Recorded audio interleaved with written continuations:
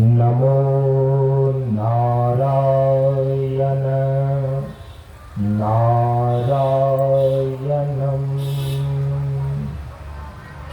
सनातन धर्म के वैदिक परंपरा के अंतर्गत गुरु और शिष्य के बीच एवं वक्ता और श्रोता के बीच ज्ञान का आदान प्रदान होने के लिए प्रयुक्त वैदिक मंत्रों का पहले उच्चारण कर लें। ओम सहना भवतु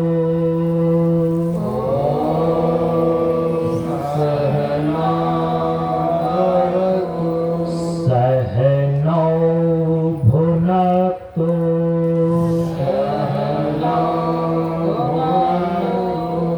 सह वीर्यंकरवावहै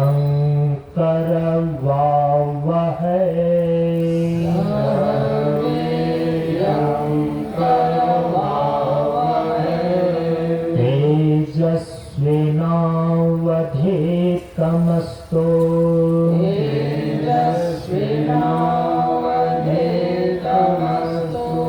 मा विद्विषावहै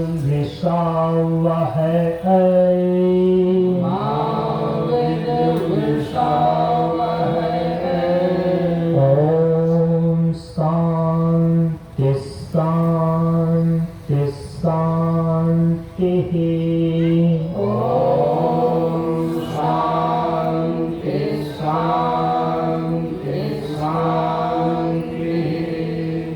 असतो मा सद्गमय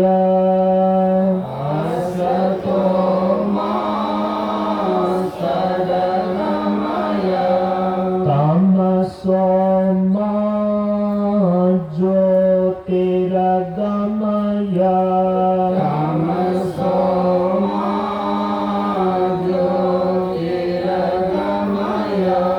मृत्योर्मामृतम गमय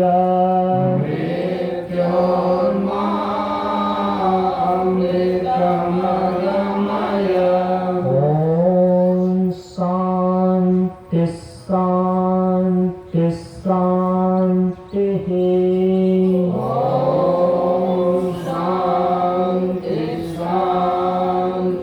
शांति। सभी लोग थोड़ी देर के लिए मौन एवं शांत रहें।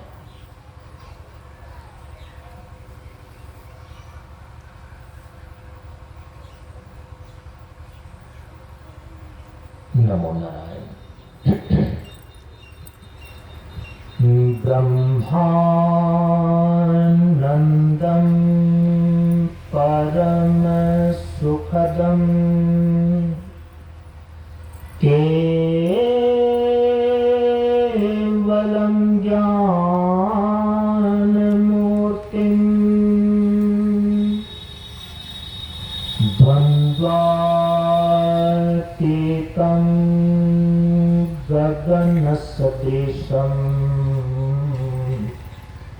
तत्त्वमस्यादिलक्ष्यम्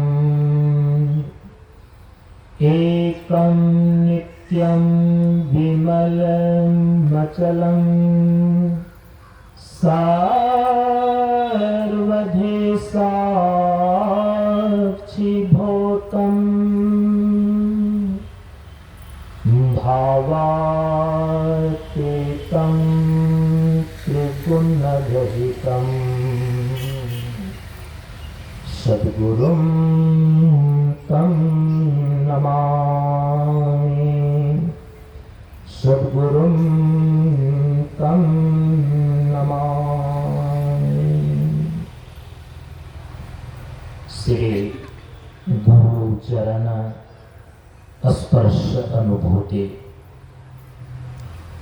ज्ञान मार्ग सत्संग के सानिध्य में उपस्थित श्रद्धालु सत्संग प्रेमियों, ज्ञान बढ़े गुणवान की संगत, ध्यान बढ़े तपस्वी संग की नाव, बुद्धि विवेक विचार बढ़े, संत सन्यासी सुसज्जन तिन्हाओ। इसलिए ज्ञानी वेद है ज्ञान से, व्याधा वेद है तीर, सद्गुरु वेद है शब्द से, भींगे सकल शरीर। प्रेमियों, हम सभी लोग प्रशांत योगाश्रम पंडारक मंच पर पिंगल संवत्सर सन 2024 ईस्वी के वैशाख शुक्ल पक्ष अक्षय तृतीया से लेकर आज सीता नवमी की तिथि तक तद अनुसार 10 मई से लेकर आज 16 मई तक 7 दिनों का ज्ञान मार्ग सत्संग कार्यक्रम के आज 7वें दिन के सत्संग में अर्थात पूर्णाहुति सत्संग में उपस्थित हैं। हम सभी लोग यहाँ के इस बार के इस सत्संग सत्र में जीवन के 4 पुरुषार्थ अर्थ धर्म काम और मोक्ष पर विचार करते रहे। आज यहाँ के इस सत्संग सत्र में तो इस विचार पर विराम भी देना है। इस संदर्भ में आप सभी लोगों ने श्रवण किया कि हमारे सनातन धर्म के आर्ष परंपरा के ग्रंथों में और हमारे वैदिक ऋषियों के द्वारा असंख्य जीवों की असंख्य इच्छाओं को मूल 4 श्रेणियों में वर्गीकृत किया गया और उसी 4 वर्ग को समस्त इच्छाओं के 4 वर्ग को ही 4 पुरुषार्थ की संज्ञा दी गई। काम पुरुषार्थ, अर्थ पुरुषार्थ, धर्म पुरुषार्थ और मोक्ष पुरुषार्थ। संसार के सुख की इच्छा करना काम पुरुषार्थ है। संसार के सुख की व्यवस्था के लिए धन संपत्ति की इच्छा करना और उसका उपार्जन करना ये अर्थ पुरुषार्थ है। कामों को भोग और अर्थोपार्जन करने का जो नीति नियम है अर्थात अनुशासन है उसी को धर्म पुरुषार्थ बोलते हैं। शास्त्र की भाषा में कामों को भोग अर्थोपार्जन करने का जो नीति निर्धारण है उसी को धर्म की संज्ञा प्राप्त है। जब शरीर और संसार के बंधनों से छूटकर हम सदा के लिए मुक्त होने की इच्छा रखते हैं और तद निमित्त प्रयास करते हैं तब उसको बोलते हैं मोक्ष पुरुषार्थ। जीवन का जो सबसे परम पुरुषार्थ है, अंतिम पुरुषार्थ है, वो है मोक्ष पुरुषार्थ। हमारे वैदिक ऋषियों ने जन सामान्य के लिए एक व्यवस्था प्रदान की 4 पुरुषार्थ को लेकर के। मानो कि जीवन की पूर्णता को प्राप्त करने के लिए ये 4 पुरुषार्थ 4 सीढ़ियां हैं। जो अंतिम पुरुषार्थ मोक्ष है ये जीवन का लक्ष्य है, लेकिन उस लक्ष्य तक पहुंचने के लिए आपको क्रमिक रूप से 3 सीढ़ियों को पार करना पड़ता है। काम पुरुषार्थ, अर्थ पुरुषार्थ और धर्म पुरुषार्थों को। इसको 2 रूपों में इस प्रकार से हमारे वैदिक ऋषियों ने इसको निश्चित किया है कि 4 पुरुषार्थ में जो अर्थ पुरुषार्थ और धर्म पुरुषार्थ है ये दोनों साधन रूप है।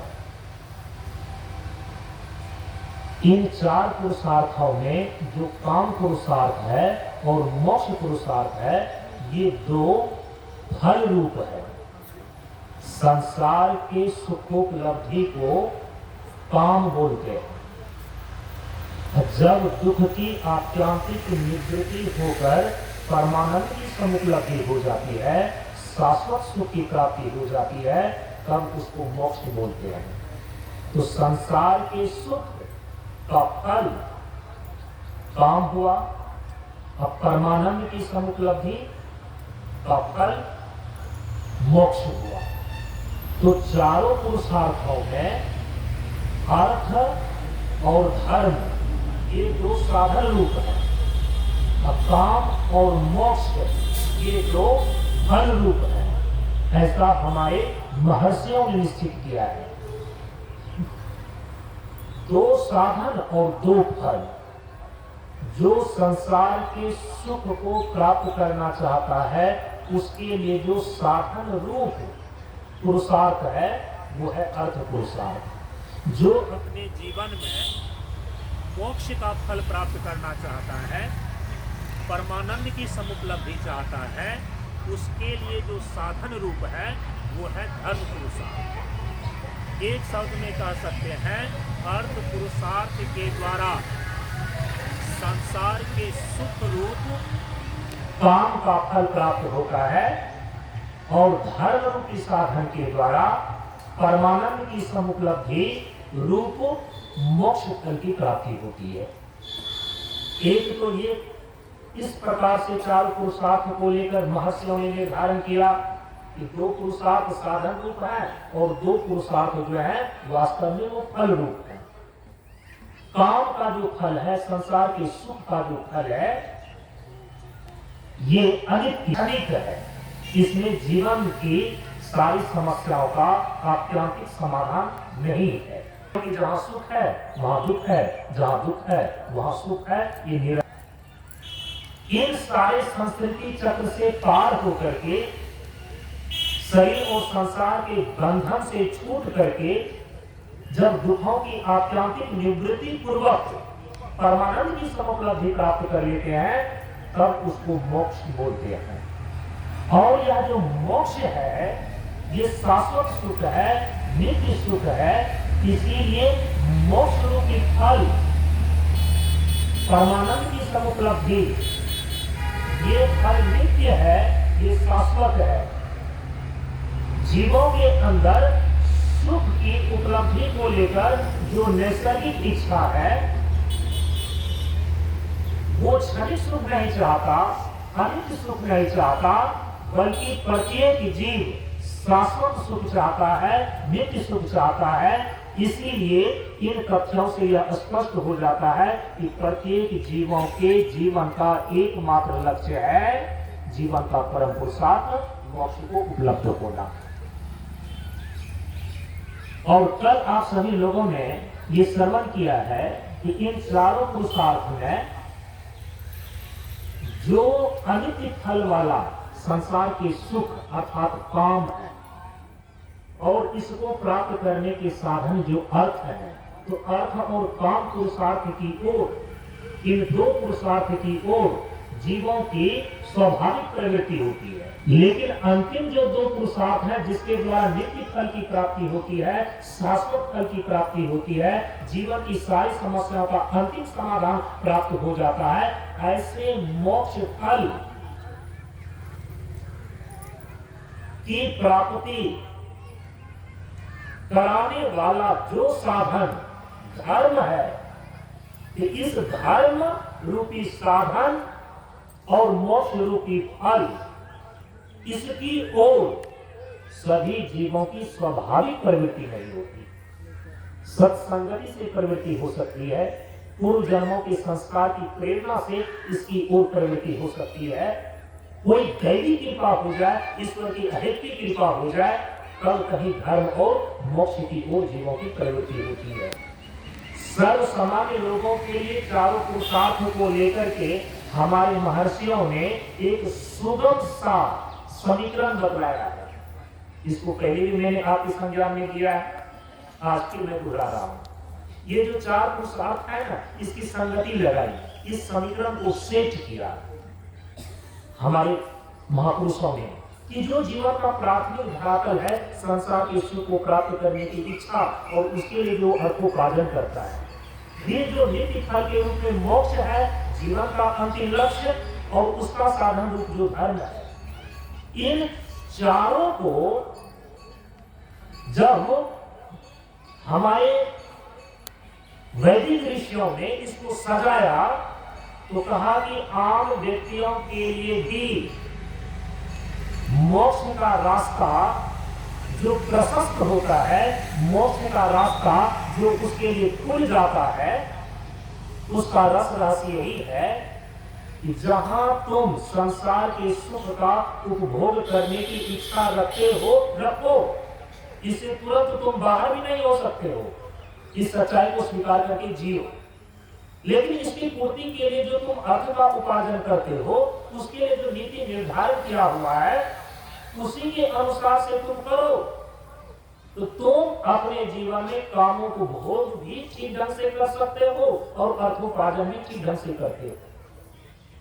कहा कि जो व्यक्ति अपने जीवन में कामों को भोग, संसार के सुख का भोग और अर्थ का उपार्जन धर्म के अनुशासन में करता है, धर्म पूर्वक करता है, हमारे महर्षि लोग कहते हैं कि ऐसे मनुष्य के लिए, ऐसे जीव के लिए मोक्ष का रास्ता खुल जाता है, उनके लिए मोक्ष का रास्ता मिल जाता है, उसके लिए मोक्ष का रास्ता प्रशस्त हो जाता है। माने कि वो व्यक्ति एक दिन अंतोगत्वा मोक्षगामी हो सकता है। और इसी रहस्य को भगवान श्री राम ने लक्ष्मण जी को रामचरितमानस में इस किंधा का कर्म कांड के अंदर बतलाया। कहा कि धर्म ते विरति, विरति ते योग, योग ते ज्ञाना, ज्ञान मोक्ष प्रद वेद बखाना। भगवान कहते हैं कि हे लक्ष्मण, जो अपने जीवन में काम का उपभोग और अर्थ का उपार्जन धर्म पूर्वक करता है ना, यही धर्म की शक्ति धीरे धीरे धीरे धीरे उस जीव और मनुष्य के अंदर विरति, धर्म ते विरति, वैराग्य का सामर्थ्य प्रदान कर देता है। धर्म का पालन, कर्तव्य का पालन यदि ठीक ढंग से किया जाए तो उस धर्म के पालन का फल भगवान बता रहे हैं, धर्म ते विरति। उसके अंदर धीरे धीरे संसार की आसक्ति छीन होने लगती है और वैराग्य का जन्म होता है। अचानक अभी आप सब कुछ छोड़ छाड़ करके जंगल भी चले जाएंगे ना, वहां आप ध्यान नहीं लगा पाएंगे। ये उछल धक्का का काम नहीं है, एक क्रमिक साधना का सोपान है। इसीलिए आपके अंदर संसार की राग और वासना धीरे धीरे शिथिल करे, धीरे धीरे छीन हो, उसके लिए कर्मशः चारु पुरुषार्थ का संपादन करना आवश्यक है। भगवान केवल इतना ही कह रहे हैं, यदि धर्म पूर्वक संसार के सुख का भोग कर लिया, भगवान ने गीता में देखिए ना क्या कहा, मैं काम हूं। आपको सुनकर के आश्चर्य होगा, भगवान कह रहे हैं कि मैं काम हूं। काम को समान रूप से अंग्रेजी में आदमी अभी सेक्स बोलता है, लेकिन अंग्रेजी में जो सेक्स कहा जाता है और हमारे यहाँ पर जो शास्त्रों में काम कहा जाता है, दोनों में बिल्कुल सेक्स बराबर काम होता है ऐसा नहीं है। आप काम शास्त्र पढ़ करके देखिए वात्सायन का, उसमें लक्ष्य बतलाया गया है कि हम काम के विषय में ज्ञान इसलिए प्राप्त कर रहे हैं कि ताकि हम इस काम के बंधन से उपरम हो जाए, काम को पार कर जाए। हम जल में तैरना इसीलिए सीख रहे हैं कि जल को तैर करके पार कर जाए। जल में तैरना जल में डूबने के लिए नहीं होता है। काम की शिक्षा, सेक्स एजुकेशन, सेक्स सेक्सी होने के लिए नहीं है, सेक्सुअल होने के लिए नहीं है, कामुक होने के लिए नहीं है। हमारे यहाँ पर जो काम पुरुषार्थ है, काम शास्त्र जो है ना, उसमें आप वात्सायन ऋषि का काम शास्त्र, काम सूत्र पढ़ करके देखिए। काम पुरुषार्थ है और पुरुषार्थ का मतलब ही होता है जिसके द्वारा हम अपने लक्ष्य को प्राप्त करते हैं, उनकी क्रमिक सीढ़ियां। इसीलिए सेक्स बराबर काम नहीं है। हमारे यहाँ काम पुरुषार्थ है, सेक्स कोई पुरुषार्थ नहीं है। वह तो एक दैहिक सुख है, वह तो एक इंद्रिय जन्म तृप्ति है। और जिस तृप्ति के बाद व्यक्ति को तृप्ति कम, जयंती तेज है, विषय वासना की सस्ती तेज पर जीवन की रोज जलती चिता है। सावधान हो जाओ ऐ वीरो, ये तुम्हारे ओज तेज की भक्षिता है। परम पूज्य गुरुदेव कहते हैं कि परम शक्ति उसी में सन्निहित होती है जो ब्रह्मचर्य का अनुयायी और संवेदना का आधार होता है। हमारे यहाँ पर काम बराबर सेक्स नहीं है। काम का एक पार्ट है सेक्स। समझ रहे हैं? स्त्री और पुरुष जब कामुक भाव से एक दूसरे से समागम करता है, उस मैथुनिक प्रक्रिया को भी हमारे यहाँ पर सृष्टि का आधार बनाया गया है। सृष्टि का आधार करने के लिए हम मैथुन में प्रवृत्त होते हैं। केवल देह का सुख प्राप्त करने के लिए हमारे यहाँ पर मैथुन में प्रवृत्त होना भी मना किया गया है। हमारे ऋषि लोग कहते हैं कि तुम संसार के सुख को भोगो, उसको भोगने के लिए जो तुम अर्थ का उपार्जन करते हो उस अर्थ का उपार्जन भी करो, लेकिन केवल एक थोड़ा सा उसमें समीकरण ये बैठा लो कि हम धर्म पूर्वक काम का उपभोग करेंगे, काम सुख को भोगेंगे, धर्म पूर्वक ही हम अर्थ का उपार्जन करेंगे। यदि इतना नियम आपने निर्धारित कर लिया कि धर्म पूर्वक काम उपभोग और धर्म पूर्वक अर्थोपार्जन, तो भगवान कहते हैं वह व्यक्ति अवश्य ही मोक्षगामी होगा। उसके लिए मोक्ष का रास्ता कभी भी बंद नहीं होता है। समय समय इस सृष्टि में वो एक एक सीढ़ी को पार करता हुआ जीवन के चरम लक्ष्य मोक्ष तक एक दिन अवश्य पहुंच जाएगा।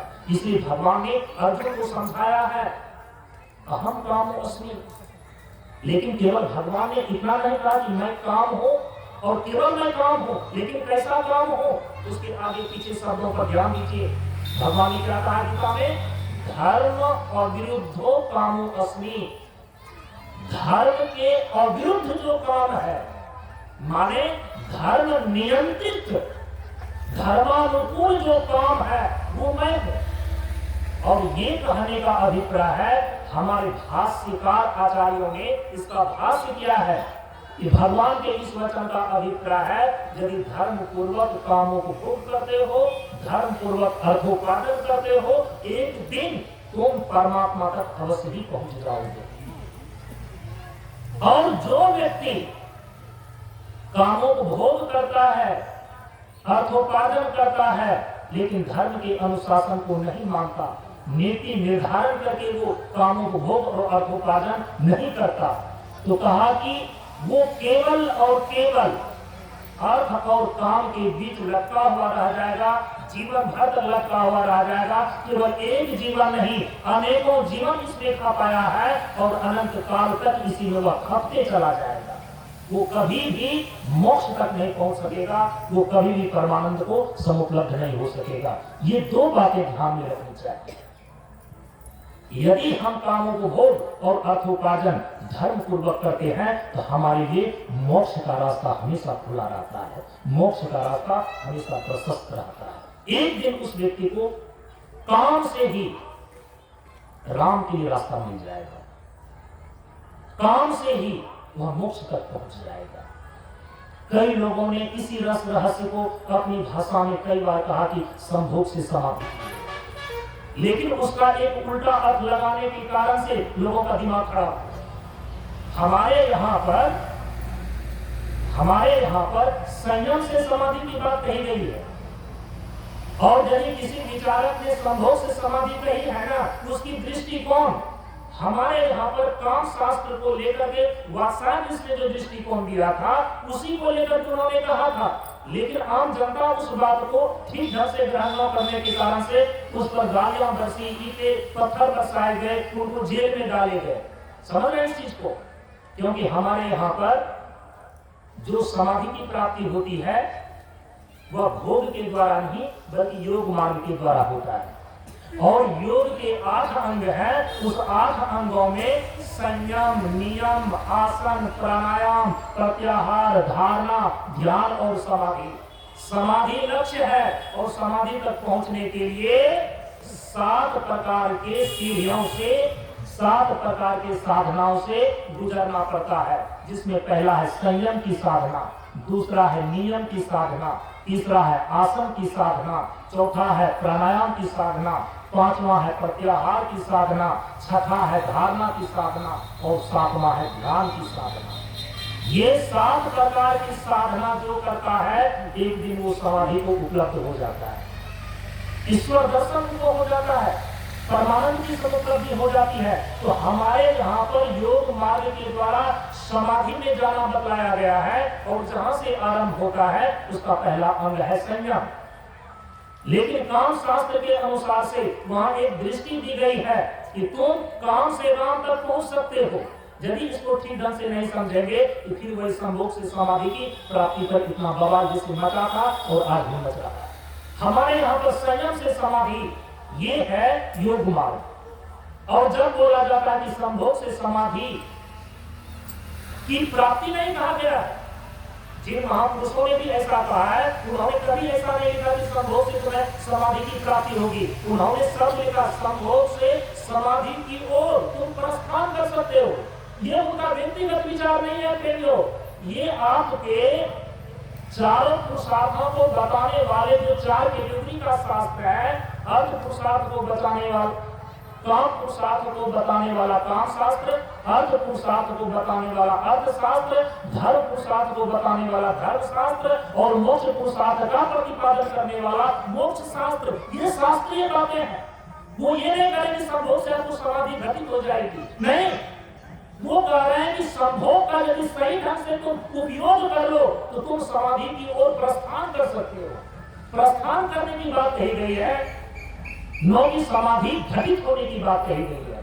समाधि तो घटित होगी संयम से ही। संभोग में भी समागम में भी जिस प्रकार से धर्म के अनुशासन में काम का उपभोग करने पर वह समाधि की ओर प्रस्थान कर जाता है, ये काम शास्त्र में लिखा हुआ है वात्स्यायन ऋषि के द्वारा। यही बात है अन्य महापुरुषों ने भी, अन्य विचारकों ने भी दिया है। इसीलिए भगवान ने कहा है कि धर्म अविरुद्धो कामो अस्मि। धर्म नियंत्रित, धर्म के अनुशासन में रहने वाला जो काम है, भगवान कहते हैं कि वो मैं। और वो कहने का अभिप्राय है कि यदि तुम धर्म पूर्वक काम उपभोग करो तो तुम धीरे धीरे मोक्ष तक भी पहुंच सकते हो। हमें अर्थ और काम इसी 2 पुरुषार्थ पर कल विचार किया, और उसमें आपने देख लिया कि अर्थ का अभिप्राय केवल रुपया पैसा नहीं है। हमारे यहाँ पर अर्थ शास्त्रों में अर्थ की संज्ञा किसको किसको प्राप्त है? संसार के जितने भी भोगी वस्तुएं हैं, पृथ्वी, पानी, प्रकाश, पवन, आकाश, रूप, रस, गंध, स्पर्श, शब्द, सड़क, वनिता, चंदन इत्यादि जितने भी विषय भोग्य पदार्थ हैं, सबकी संज्ञा है अर्थ। और कल आपने देखा कि अर्थ यदि धन और संपदा को भी मानते हैं तो वो संपत्ति एक प्रकार की नहीं होती है, वो संपत्ति होती है 3 प्रकार की। एक जड़ स्तर की जो संपत्ति है जिसको तमोगुणी संपत्ति कहते हैं, तमोगुणी संपत्ति के रूप में है रुपया, पैसा, कंकर, पत्थर, जमीन, जायदाद, बहुधन, गजधन, बाजी धन और रतन धन था। लेकिन उससे जो ऊपर की संपत्ति है वो रजोगुणी धन है, और रजोगुणी धन के रूप में आता है शरीर, स्वास्थ्य और सुंदरता। लेकिन उससे भी ऊपर जो सतोगुणी स्तर का धन है, सबसे उत्तम धन है विद्या धन।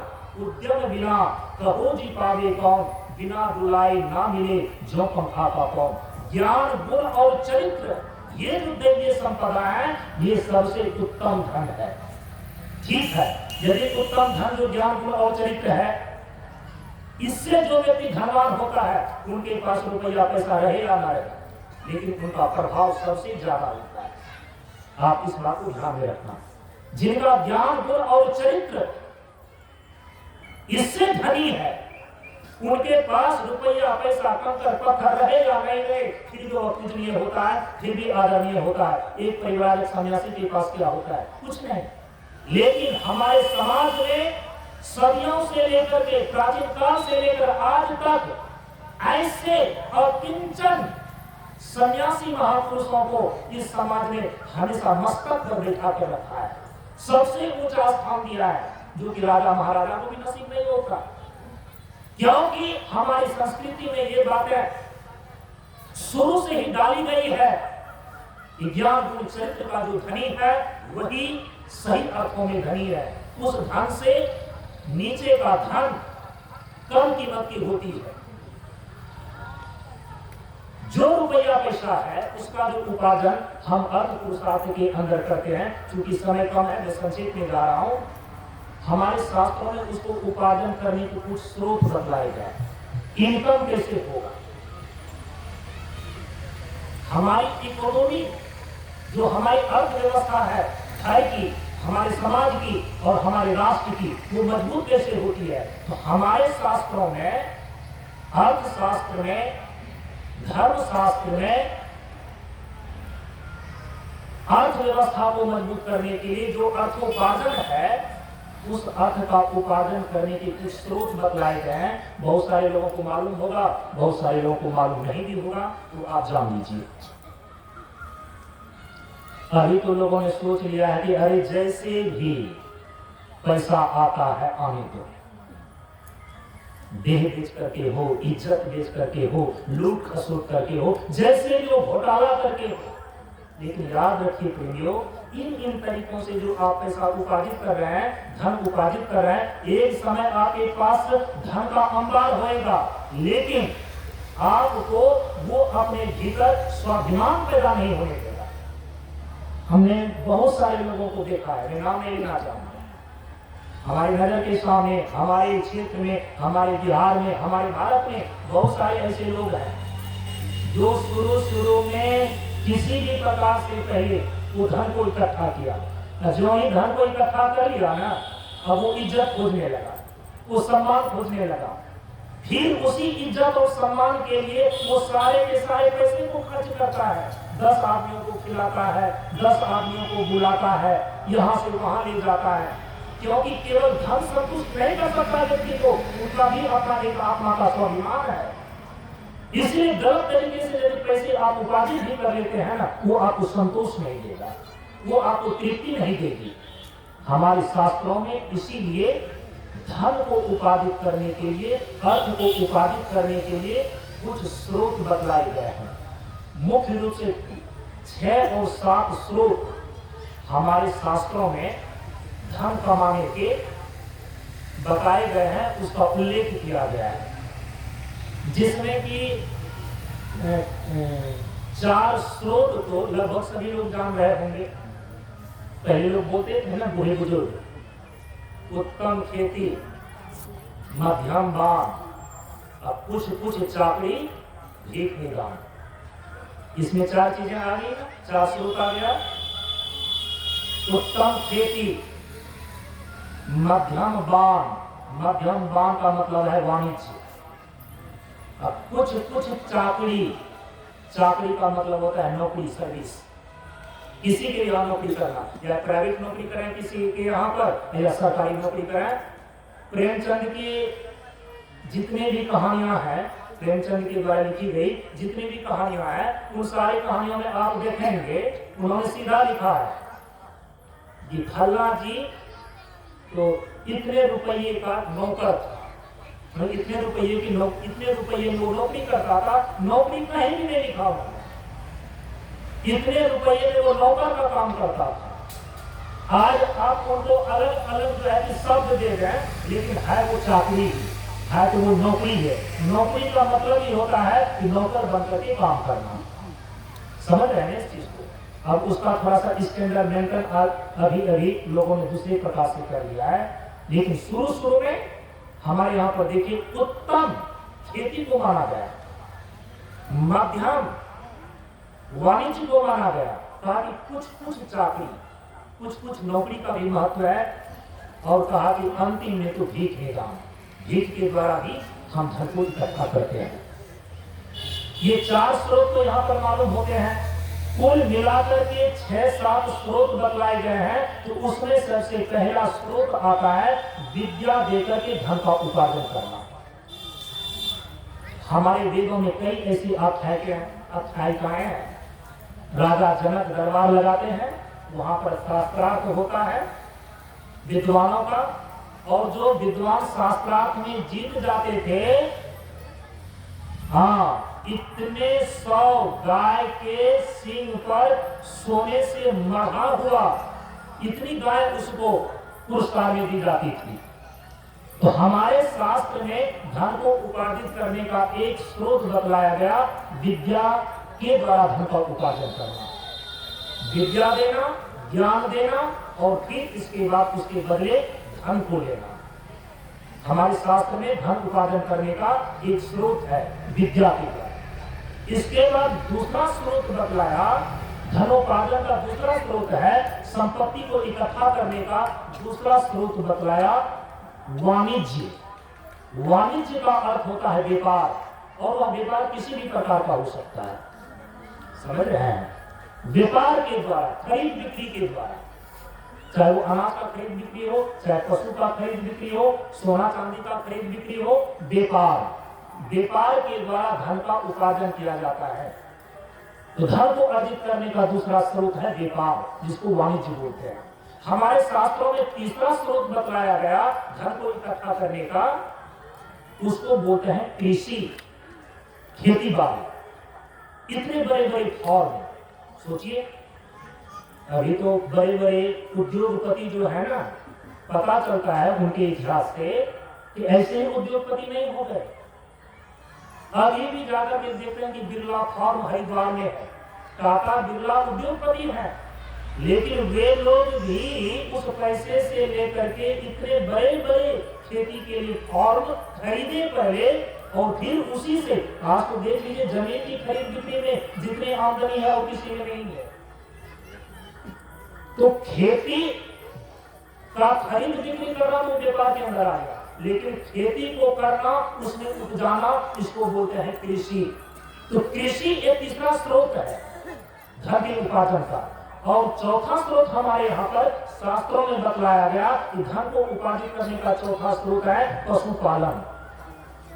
और पशुपालन के नाम पर आज गौ पालन कम होता है, मुर्गी पालन सबसे ज्यादा आदमी कर रहा है, मत्स्य पालन आदमी ज्यादा कर रहा है। जो भी हो, चाहे मत्स्य पालन हो, मुर्गी पालन हो, बकरी पालन हो, मुर्गा पालन हो, लेकिन पशु पालन को भी हमारे शास्त्र में धन को इकट्ठा करने का एक निश्चित स्रोत बतलाया गया है, निश्चित किया गया है।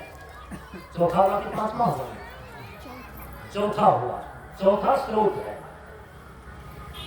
और इसके बाद जो पांचवा स्रोत है, वो पांचवा स्रोत है जो कि अभी बोलते हैं नौकरी, नौकरी करना। इसके बाद एक छठा स्रोत भी हमारे शास्त्रों में बतलाया गया है धन को उपार्जित करने के लिए, और उसको बोलते हैं कुसीद। शास्त्र की भाषा में कुसीद, और आपकी भाषा में बोलो कि उसको बोलते हैं ब्याज, इंटरेस्ट। ये शास्त्र में बताया गया, लेकिन यहाँ पर मैं आपको बता दूं, अभी तो बैंक आपसे पैसा लेकर के इंटरेस्ट देती है। कुछ लोग जो है कि गांव में पहले जो है कि गनिया लोग और मुनीम लोग जो है कि सबसे ज्यादा जो है कि ब्याज पर पैसा लेन देन करते थे। हमारे शास्त्रों में उसीद को अर्थात ब्याज को धन उपार्जन का स्रोत बतलाया गया है, लेकिन वहां पर मना किया गया है कि दो वर्ण, जो ब्राह्मण है और क्षत्रिय है, ब्राह्मण और क्षत्रिय को उसीद के द्वारा या कहें कि ब्याज के द्वारा धन उपार्जन करने के लिए मना किया गया है। वैश्य को छूट है, शूद्र को भी छूट है। तो वैश्य और शूद्र ब्याज के द्वारा धन का उपार्जन कर सकते हैं, लेकिन ब्राह्मण और क्षत्रिय के लिए मना किया गया है। हमारे शास्त्रों में ये ध्यान दिया है। तो ब्याज और कुसीद भी धन उपार्जन करने का एक स्रोत हमारे शास्त्रों में निश्चित किया गया है। इसके बाद जो एक सातवां स्रोत है ना, उस सातवें स्रोत का नाम है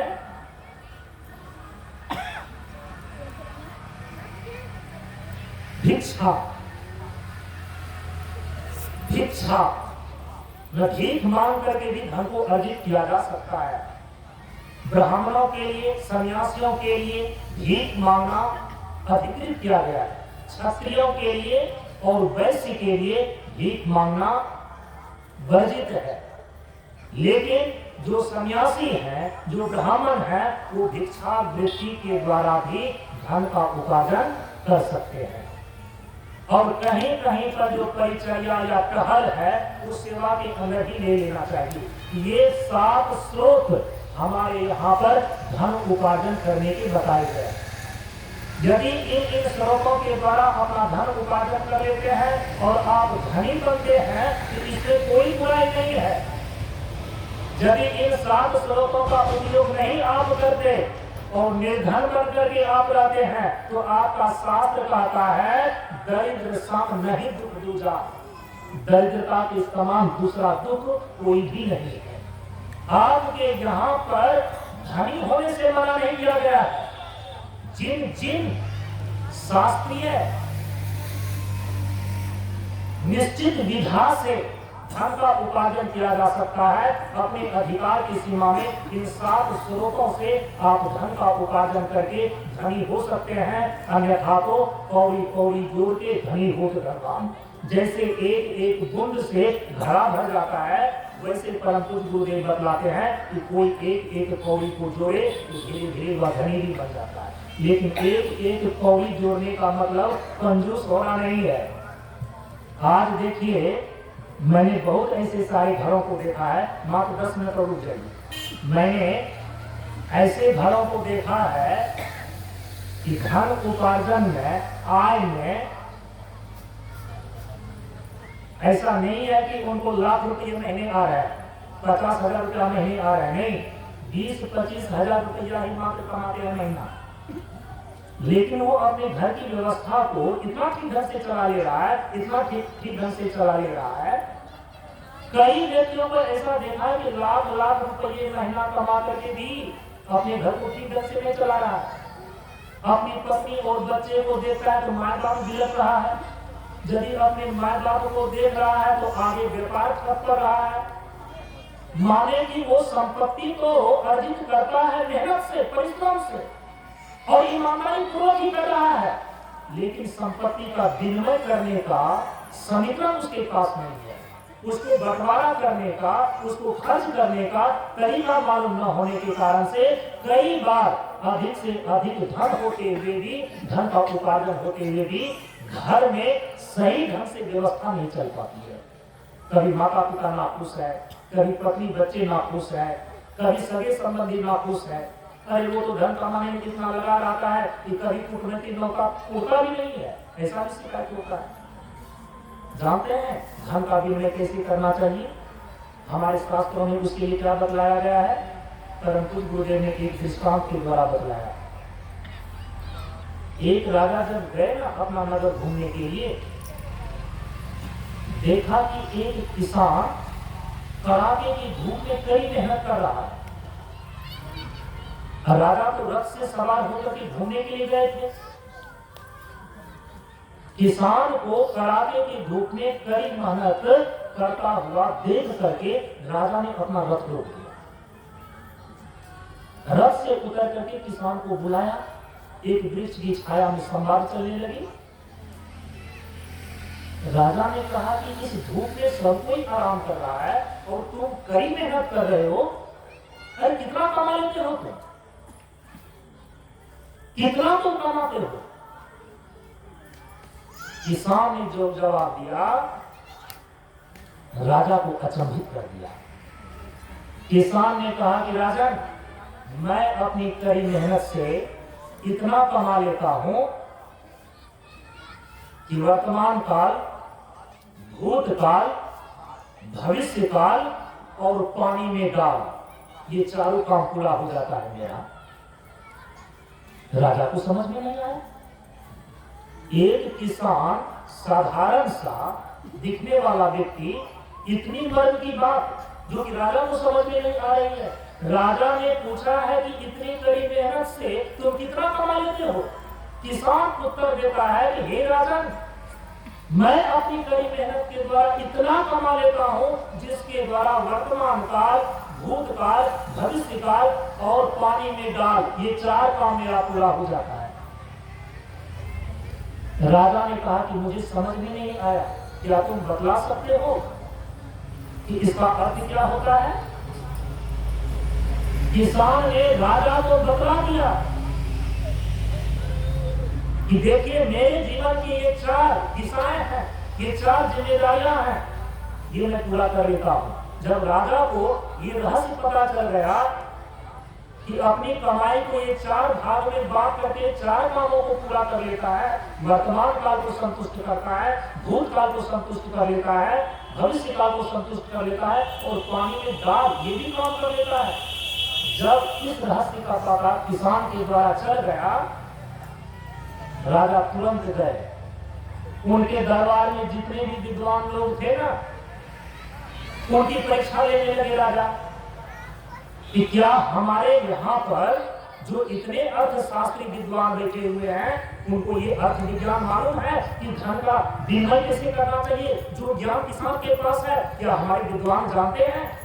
विद्वानों की एक सभा लगाई गई और राजा ने कहा कि तुम बताओ इसका क्या अर्थ होता है कि मैं इतना कमा लेता हूं जिसके द्वारा वर्तमान काल, भूतकाल, भविष्य काल और पानी में डाल ये चारों काम हो जाता है।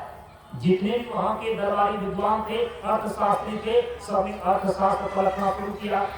रात भर पलटा, कहीं कुछ नहीं मिला।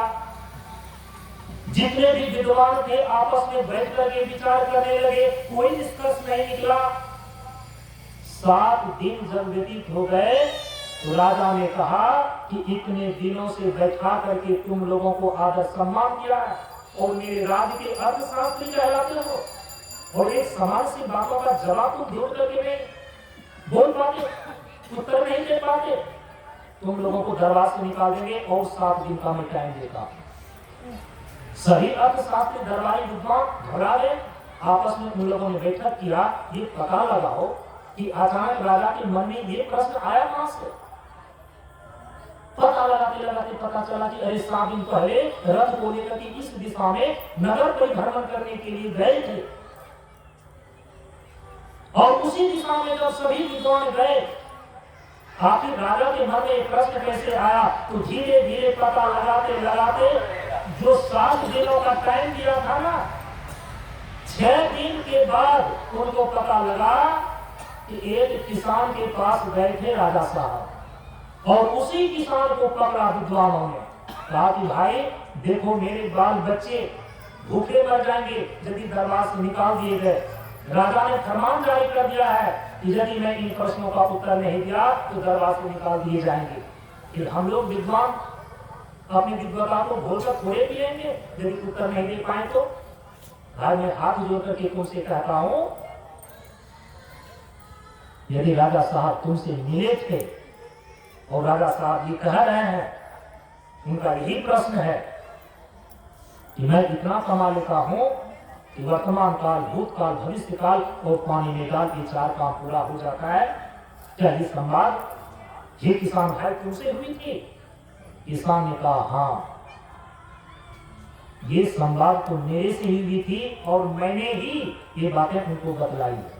अब विद्वान को थोड़ा सा ढाढ़स आया, कहा कि मैं आपका पैर पकड़ता हूं, हाथ पकड़ता हूं, मेरे बाल बच्चे भूखे मर जाएंगे यदि हम लोगों ने उत्तर नहीं दिया। कृपा करके आप मुझे ये प्रश्न का उत्तर बता दो ताकि मैं राजा को सुना दूं।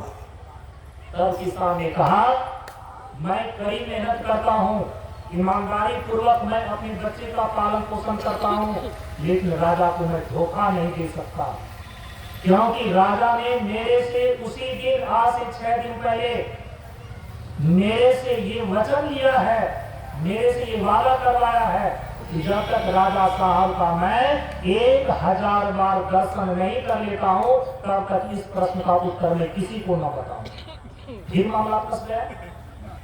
किसान ने कहा कि राजा साहब ने मुझे बांध दिया है कि देखो इस प्रश्न का उत्तर तुम तब तक नहीं बताना जब तक 1000 बार मेरा दर्शन तुम नहीं कर लेते हो। विद्वान का जो समूह था वो फिर अपना सिर पकड़ करके बैठ गया। विद्वान लोग दुखी हो जाए किसान के सामने तो किसान ईमानदार है, उदार है, दया आ जाती है हृदय में। तब उन्होंने कहा कि देखो एक उपाय है। किसान ने बताया कि एक उपाय है। फिर चेहरा खिल गया विद्वान लोगों का। कहा कि भाई बताओ क्या उपाय है। कहा कि तुम लोगों ने दरबार से राजा के द्वारा बहुत सारे सोने के सिक्के प्राप्त किए होंगे। और पहले जो राजा राज्य करते थे ना, वो जो सिक्के चलाए जाते थे उस मोहर पर राजा के चित्र छपते थे। किसान ने कहा कि तुम सारे विद्वान लोग जाओ अपने अपने घरों में, राजा के द्वारा जो मोहरें निकाली गई है सोने की, उसमें उनके चित्र छपे हुए हैं। यदि 1000 मोहरें पोटली बांध करके ले आओ मेरे पास, घबराना नहीं, मैं उसको रखूंगा नहीं, मैं तुम्हें वापस कर दूंगा।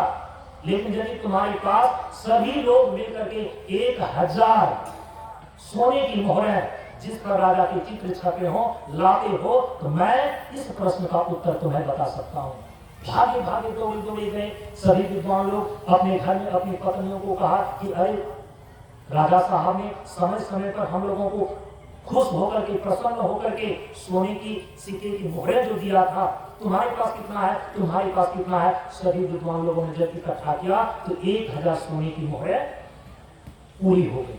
पोटली बांध करके आए और किसान के पास रख दिया। किसान ने कहा कि जाओ, अभी 1 दिन है ना बाकी, 7वां दिन तुमको उत्तर देना है। कल सुबह में संध्या को सोने के सिक्के, 1000 सोने के सिक्के की मोहरें पोटली बांध करके किसान के पास पहुंचा दिया गया है। किसान ने आश्वस्त कर दिया कि आप लोग सुबह आना, आप तुम्हें उत्तर दे दूंगा। किसान क्या करता है, राजा के द्वारा दिए गए वचन को निभाने के लिए रात भर बैठ करके राजा का जो तस्वीर उस सोने की मोहर पर था, गौर गौर से देख देख करके रखते जाता है। 1000 बार 1000 सिक्के में बारी बारी से राजा का दर्शन किया और पोटली में बांध करके दे रखा। दौड़े दौड़े सुबह सुबह जब विद्वान लोग किसान के घर पर पहुंचे, कहा कि देखो अब मैं तुमको बतला रहा हूं, इसका उत्तर ये है कि मैं इतना कमा लेता हूं जिससे वर्तमान काल, भूतकाल, भविष्य काल और पानी में डाल ये 4 काम पूरे हो जाते हैं। जब किसान से उत्तर पा गया ना, विद्वान लोग आए और राजा के दरबार में हूबहू वैसे ही कह दिया जैसे किसान ने कहा था। राजा ने सोचा कि अरे ये हूबहू तो किसान ने मेरे से ऐसे कहा था, और ऐसे ही अच्छा सा हूबहू ये विद्वान भी कह रहा है, इसका मतलब है ये विद्वान लोग उसी किसान से पूछ करके आया। राजा ने फरमान जारी किया कि इतनी हिम्मत, मैंने किसान को मना किया था कि जब तक 1000 बार मेरा दर्शन नहीं करना, इस प्रश्न का उत्तर किसी को नहीं बताना। उसने इस विद्वान लोगों को बता दिया, जैसे मेरे को बताया था उत्तर वैसे ही इसको भी बता दिया। एक बड़ा अपराध किया, राजा के आदेश का उल्लंघन करने का अपराध किया। जाओ उसको बंदी बना करके लाओ। राजा के सेवक गए और किसान को बंदी बना करके ले आए, दरबार में हाजिर हुए। अब विद्वान लोग उधर थर-थर कांप रहे हैं, अब क्या होगा। लेकिन किसान तो अपना स्वाभिमानी है। राजा ने कहा कि मैंने तुम्हें समझा करके आया था कि मेरे को जो तुम अपने प्रश्न, मेरे प्रश्न का जो तुम उत्तर दे रहे हो, 1000 दर्शन मेरे किए बिना, मेरा 1000 बार दर्शन किए बिना किसी को मत बताना। क्या तुमने हमारे दरबारी विद्वान को इस प्रश्न का उत्तर बताया है? किसान ने कहा कि जी राजन, मैंने ही आपके दरबारी विद्वान को ये उत्तर बताया, क्योंकि ये लोग रो रहे थे। आप इनको दरबार से निकालने का आपने फरमान जारी कर दिया था, यदि प्रश्न का उत्तर नहीं दिया तो तुम लोगों को दरबार से निकाल देंगे। इनके बाल बच्चे तो भूखे मर जाते। मुझे दया आ गई और मैंने इसको उत्तर बता दिया। तो राजा ने कहा कि फिर मेरे आदेश का क्या हुआ? किसान ने कहा कि राजन, आपके आदेश का भी मैंने पालन किया है। आपने यही कहा था कि 1000 बार जब तक मेरा दर्शन नहीं कर लेते हो, मुझे नहीं देख लेते हो, तो किसी को मत बताना। आपका ही चित्र आपके द्वारा चलाए गए सोने की मोहरे पर छपी हुई है। इन विद्वानों से मैंने आपके द्वारा चलाए गए इस राज्य में जो सोने की मोहरें, जिस पर आपके चित्र छपे हुए हैं, 1000 सोने की मोहरें मैंने इकट्ठा करवाई और रात भर मैंने बारी बारी से 1000 बार आपका दर्शन किया है, तब सुबह जाकर के इन लोगों को मैंने उत्तर बदला है। राजा चुप हो गए। इस प्रकार से उनकी विवेकशीलता को देख करके राजा के आदेश का भी पालन किया। विद्वान लोग दरबार से निकाले ना जाए क्योंकि उनके बाल बच्चे भूखे से मर जाएंगे, उसको भी बचा लिया। ऐसी विवेकशीलता इस किसान ने प्राप्त कैसे किया है? राजा तो मुक्त हो गए। जानते उस किसान ने क्या उत्तर दिया था? उस किसान के द्वारा यही उत्तर था, क्योंकि उसने कहा था कि राजन मैं इतना कमा लेता हूं जिसके द्वारा वर्तमान काल, भूतकाल, भविष्य काल और पानी में काल ये 4 काम पूरा हो जाता है। किसान ने इसका जब रहस्य प्रकट किया, उसका ये उत्तर था कि राजन हम जितना संपत्ति इकट्ठा करते हैं 1 महीने में, हम उसको 4 भाग में बांट देते हैं और 4 जिम्मेदारियों को पूरा करते हैं। वर्तमान काल, भूतकाल, भविष्य काल और पानी में काल। वर्तमान काल का मतलब है जो वर्तमान में हम अपनी पत्नी और बच्चे के साथ जीवन जी रहे हैं, 1 भाग में उसमें खर्च करता हूं। ये हुआ वर्तमान। वर्तमान में जो हमारा जीवन जिस पत्नी और बच्चे के साथ गुजारा हो रहा है, उनके देख रेख, पढ़ाई लिखाई, कपड़ा लत्ता, खान पान में मैं 1 भाग खर्च कर देता हूं।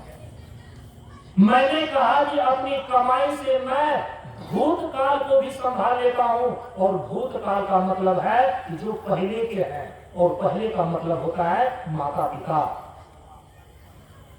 वर्तमान में पत्नी और बच्चा, तो भूतकाल में जो पीछे हैं, पहले हैं, वो है माँ और बाप। आज पत्नी और बच्चा को देखने में खाली वो व्यक्ति इतना अपने बुद्धि में बिठा लेता है कि माँ बाप तो बूढ़े हो गए, कुछ दिन के मेहमान है, अब बुढ़ारी में क्या गिराही करेगा, वो बुढ़ौती में क्या श्रृंगार सो देगा। अरे भाई, वो बुढ़ापे में भिखारी नहीं करना चाहता है, वे आपके जीवन के भूतकाल है, आपके माँ बाप। उसी के कारण से वर्तमान काल आपका टिक रहा है। वे बुढ़ाई में श्रृंगार नहीं करना चाहते हैं, लेकिन जो जीवन की आवश्यकता की चीज है वो तो उनको जीवन जीने के लिए चाहिए ही चाहिए।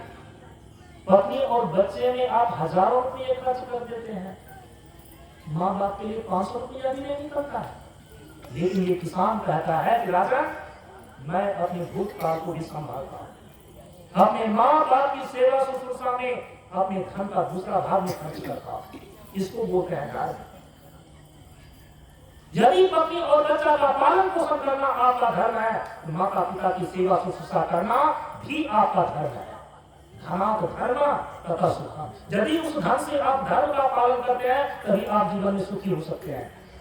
पत्नी और बच्चे का यदि जिम्मेदारी आपका है ना, यदि माता पिता रोते और कलपते रहेंगे, मैं आपको कहता हूँ उसकी हाय इतनी लग जाती है कि आपका परिवार भविष्य में कभी उज्जवल नहीं हो सकेगा। परम पूज्य गुरुदेव ने हम लोगों को बतलाया है कि जानते हो माता पिता क्या होते हैं? माता पिता होते हैं जड़। अरे जिससे तुम पैदा हुए हो ना, जिससे पैदा होते हैं उसको जड़ बोलते हैं। ये वृक्ष का तना किससे पैदा हुआ है? जड़ से। यदि जड़ को काट करके ये वृक्ष हरा भरा भविष्य में होना चाहेगा तो कभी ये संभव है क्या? यदि माता पिता को दुखी कर दिए, माता पिता को निराश कर दिए, माता पिता को रोने और कल्पने के लिए छोड़ दिए, तो आप लाखों का अंबार लगा करके, शीश महल बना करके भी अपने जीवन को हरा भरा नहीं कर सकते। आए दिन इतने समाचार सुनने को मिलते हैं प्रेमियों कि अमेरिका में 5 लाख रुपया महीना कमा रहा है, करोड़ों के पैकेज हैं उनके, लेकिन माता पिता अपने घर में सड़ करके मर गए, उनको पानी देने वाला कोई नहीं था। इसीलिए हमारे महापुरुषों ने कहा है कि पुत्र सुपुत्र तो क्या धन संचय, पुत्र कुपुत्र तो क्या धन संचय। अरे यदि पुत्र कुपुत्र निकल गया, धन का अंबार भी लगा देंगे तो क्या होगा? यदि पुत्र सुपुत्र है तो क्या धन संचय? यदि धन का संचय भी नहीं किया तो वही पुत्र इतना सबसे बड़ा धन है कि वो सब चीज की पूर्ति कर देता है। इस किसान ने कहा कि मैं अपने भूतकाल को भी संभाल लेता हूँ, मैं माता पिता की सेवा शुश्रूषा में अपने धन का दूसरा अंश लगा देता हूँ। इसके बाद उत्तर में उन्होंने तीसरी बातें बताई किसान ने कि राजन, मैंने कहा है कि भविष्य काल को भी मैं देख लेता हूं, और भविष्य काल का मतलब है कि आने वाले समय में बेटी की शादी है, रोग और व्याधि है, श्राद्ध इत्यादि है, जो भविष्य में हमें व्यापार को डेवलप करना है, उसके लिए भी मैं अपने धन का एक अंश काट करके रख देता हूँ।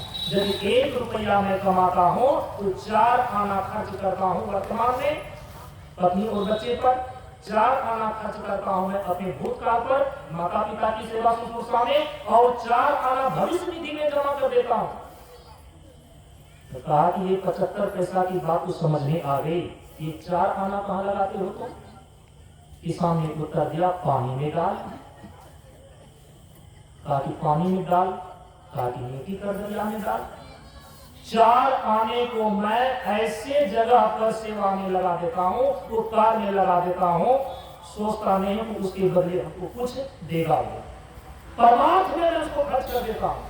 आज लोग यदि 4 आना दान भी करते हैं ना, तो नेम प्लेट लिखा देते हैं।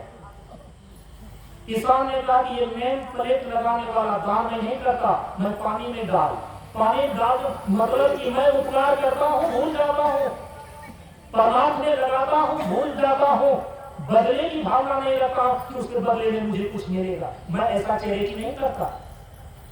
राजा इसी बात से प्रसन्न हो गए थे। जानते हैं, आदेश का भी उन्होंने पालन किया उनके विवेकशीलता में कि 1000 बार सोने की मोहरे पर चित्र देख करके तब उत्तर बतलाया था विद्वान को। उनकी इस विवेकशीलता और धन के विनिमय को देख करके इतना बड़ा अर्थशास्त्र का ज्ञान राजा को प्राप्त हुआ। उसी समय उन्होंने, राजा ने उस किसान को अपने राज्य का वित्त मंत्री बना। और केवल ये कहानी नहीं है प्रेमियों, ये महाभारत में आपको श्लोक मिल जाएगा जिसमें कि भगवान वेदव्यास ने लिखा है कि जितना तुम कमाते हो ना उसको 4 भाग में बांट करके खर्च करो, नहीं तो याद रखना तुम कुछ करोगे कुछ छूट जाएगा, कोई खुश होगा कोई नाराज हो जाएगा। परम पूज्य गुरुदेव ने कहा अपने अर्थ का विनिमय, अपने कमाए हुए धन का विनिमय यदि 7 स्रोतों से धन को इकट्ठा करते हो ना तो 4 भागों में बांट करके उसको खर्च करो, सभी खुश होगा, संतुलन बनाएगा। ठीक है, नहीं तो अभी कहते हैं कि अपने पत्नी और बच्चे वर्तमान काल को ठीक करने के लिए और माता पिता को यदि छोड़ देते हैं ना आप, वही बच्चा देख रहा है कि हमारे पालन पोषण करने में किस प्रकार से हमारे पिता मेरे दादा और दादी को छोड़ रहे हैं, तो वही थोड़ा, वही अक्षर, वही घटना आपके साथ दोहराएगा। वो भी बड़ा होएगा, एक समय में वो भी अपने पत्नी और बच्चा को देखेगा और आपको बुढ़ापे को छोड़ देगा। यदि आप अपने बच्चे के सामने आप अपने माता पिता को सेवा शुश्रूषा करते हैं, उसका देखभाल करते हैं, सूक्ष्म रूप से बच्चों पर इसका संस्कार करता है। और मैंने देखा है ऐसे घरों में जो बचपन से ही माता पिता अपने बच्चे में विष घोलने का काम करता है, वो इतना विषैला हो जाता है, इतना विषैला हो जाता है, अंत में अपने माँ बाप को ही डसने लगता है। इसीलिए विषैला मत बनाइए। अभिवादनशीलश्च नित्यं वृद्धोपसेविनम् 40 तस्य वर्धन्ते आयु विद्या यशो बलम्। जो बच्चे को बचपन से ही सिखाता है कि बड़े बुजुर्गों की तुम सेवा करो, प्रणाम करो, उनका सम्मान करो, उसकी उपेक्षा नहीं करो, उस बच्चे के अंदर 4 चीजें हमेशा बढ़ जाती है, आयु, विद्या, यश और बल। ये है अर्थ पुरुषार्थ को लेकर अर्थ का विनिमय।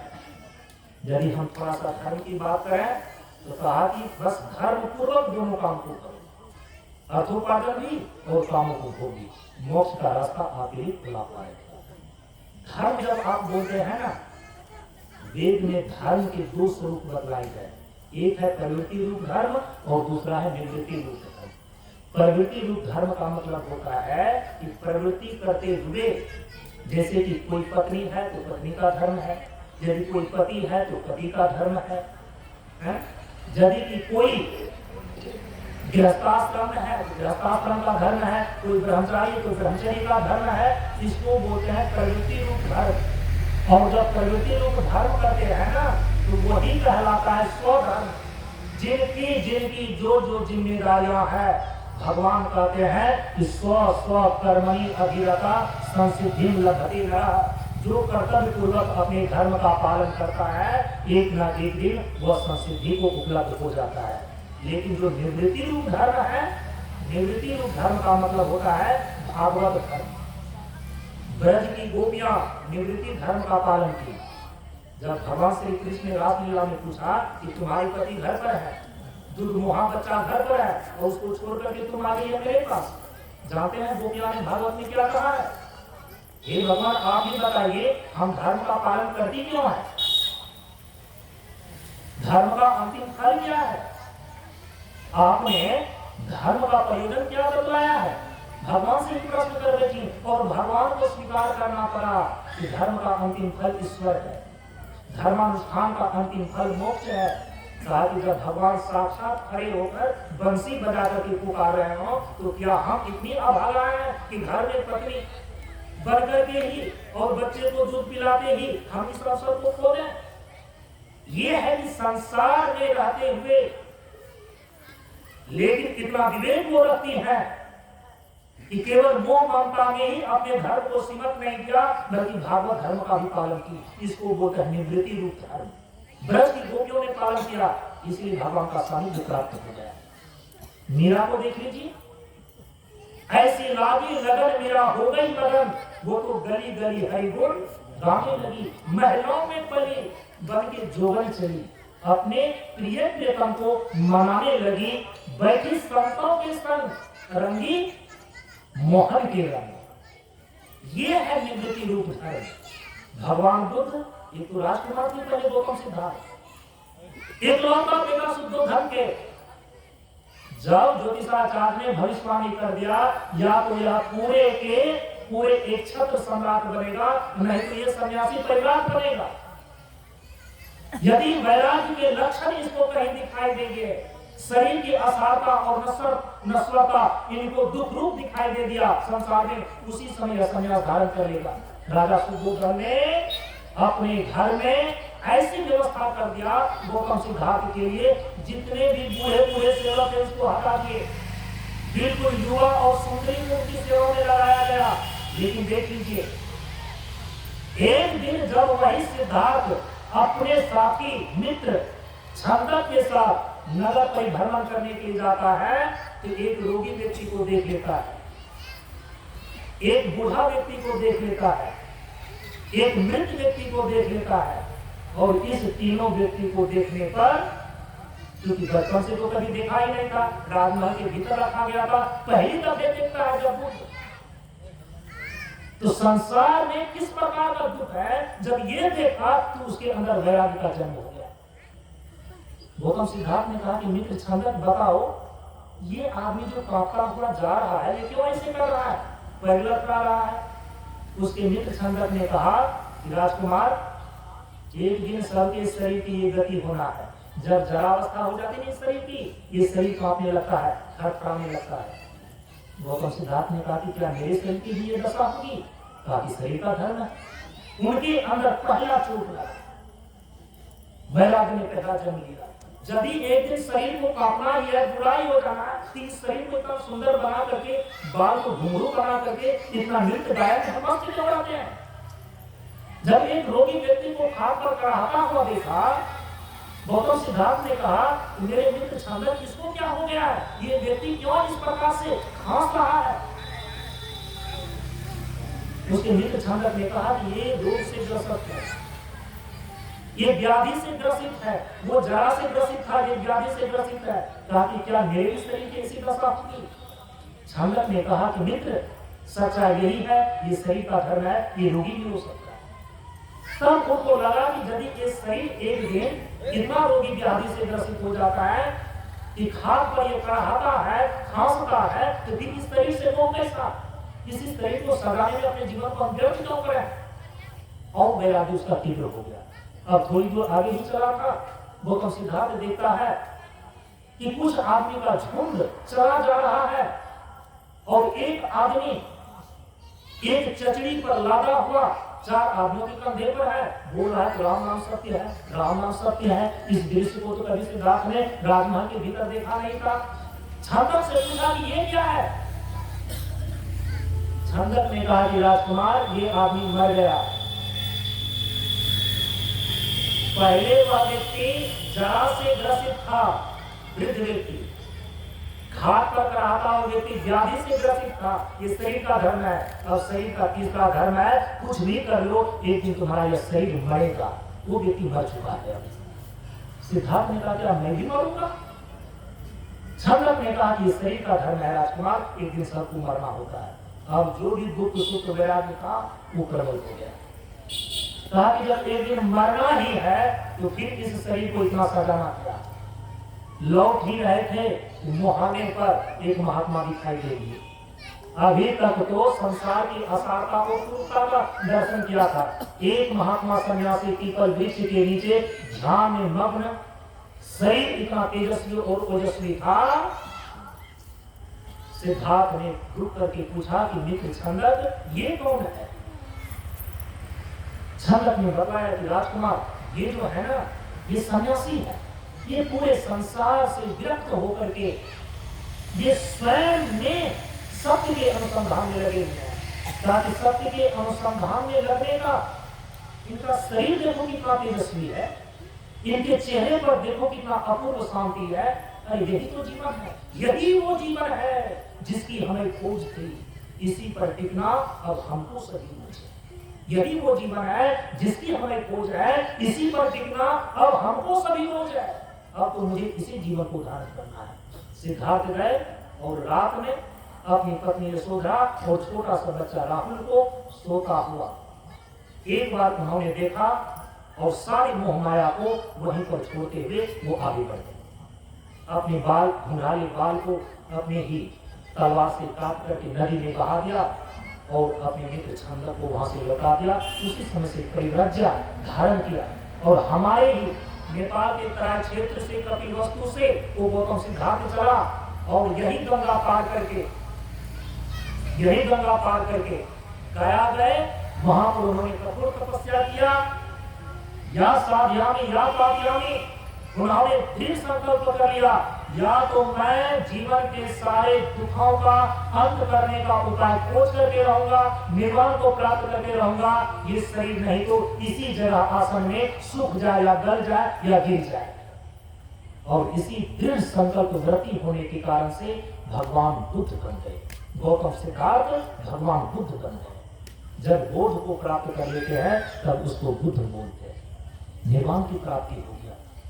स्त्रियों में पुरुषों में बहुत सारे ऐसे हैं वो निवृत्ति धर्म पर चलते हैं, वो मोक्ष को उपलब्ध हो जाते हैं। इन्हीं शब्दों के साथ मैं अपनी वाणी को अब यहीं पर विराम देता हूँ। गुरुदेव के श्री चरणों में नमन करते हुए आप सबों को एक साथ नमो कराएं। आशीर्वचन जी का शांति पाठ एक साथ करें। निष्पक्ष को भावी है, निर्मोही को ज्ञान, निर्बंधी को मुक्ति है, निरोधी निर्वाण। जल से पतला ज्ञान है, ज्ञान से पतला ध्यान, ध्यान